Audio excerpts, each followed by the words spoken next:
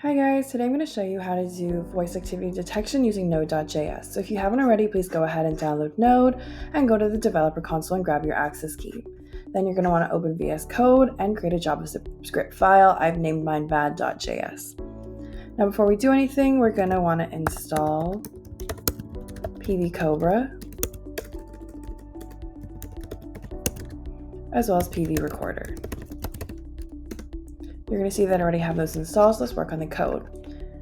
First, you're going to want to define your constants,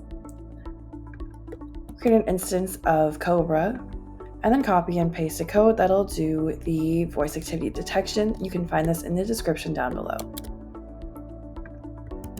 All right, now let's run the code.